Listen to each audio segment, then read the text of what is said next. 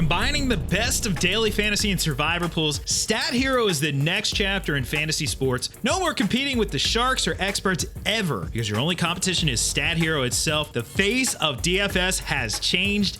Finally, a game designed for the rest of us. Hey, what's going on? Jeff Ratcliffe here. It's week 8. Fantasy football is here, and we're going to get advanced. Take a look at some wide receiver cornerback matchups. Of course, the wide receiver cornerback matchup chart, one of our most popular at PFF.com. It allows us to take a microscopic view at the matchups for the week. So let's dive in, look at some upgrades and some downgrades. We have 2 upgrades to talk about this week. And right at the top, we're going to talk about these Detroit Lions against that Giants secondary. And hey, Marvin Jones last week was an absolute monster. 4 receiving touchdowns.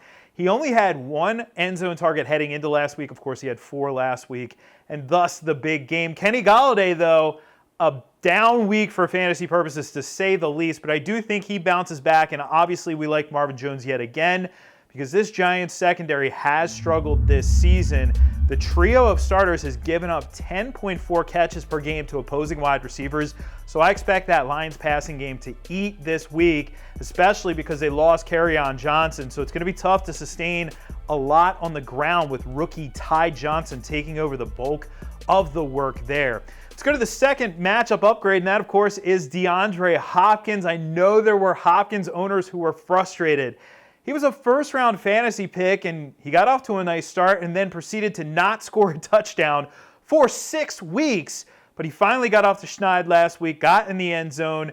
Everybody is happy, and of course you have to be happy about this matchup against the Oakland secondary. Trayvon Mullen, you may have never heard of him before, but now he is a starter for the Raiders, given that they gave up Gary and Conley to the Houston Texans, DeAndre Hopkins' team. So Hopkins on the outside is really in a plus spot here. Kenny Stills also would get an upgrade here, but you have to love DeAndre Hopkins, the direction that he is trending this week. Of course, we have to talk about the downgrades too, though, so let's give you 2 big-time downgrades for you this week. I'm sorry, Odell Beckham Jr. owners. This season has not worked out the way we thought it was going to with Beckham in Cleveland. He's really been lackluster for most of the season, and I think that is going to continue this week because, of course, they're going up against that New England defense, which has been awesome, especially in the secondary. All 3 of the Patriots' starting corners rank inside the top 15 in PFF grades. That is phenomenal right there. And what's worse is Beckham, we know he gets the star treatment, so he's going to be up against Stephon Gilmore in shadow coverage. Stephon Gilmore has been so good this year. A 44% catch rate in his coverage, 0 touchdowns scored against Stephon Gilmore. Hey, if you have Odell Beckham Jr., you have to start him every week, but you cannot be crazy about this matchup. And he's certainly not a guy we want to use in DFS this week. All right, let's go to the last matchup, and this is a downgrade here for Tyler Boyd. Now, no A.J. Green, and we have no idea when A.J. Green is coming back, by the way, but that means Tyler Boyd's been the number 1 for the Bengals for this entire season. And being the number 1, which he has done a nice job with, does mean, though, like I said with Beckham, you're going to get that star treatment. So going up against this Rams secondary, maybe a few weeks ago I might have said, oh, well, you know, it's not the best matchup, but it isn't the worst matchup for Boyd. Well, I don't know about that now because the fact that the Rams did bring in Jalen Ramsey means Tyler Boyd could see a shadow this week. We saw a couple weeks ago he struggled against Marlon Humphrey in shadow coverage, and I would say Jalen Ramsey is a tougher matchup than Marlon Humphrey. So this could be a long day for Tyler Boyd.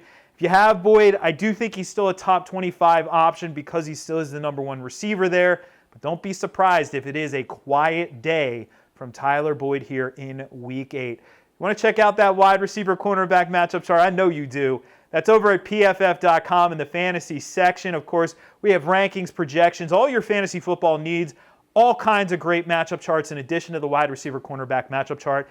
And all kinds of other football goodness. You want college football, we got you. You want NFL, we got you. NFL draft, we already got you covered there with our latest mock draft and an interesting name at the top. So you can check all of that out and more over at PFF.com. Thanks for watching the PFF YouTube channel. And if you want to subscribe, all you have to do is push the button. Don't forget everything you get. A little fantasy, push the button. A little green line for the gambling aspects of the game, push the button. college football, push the button. The YouTube channel from PFF.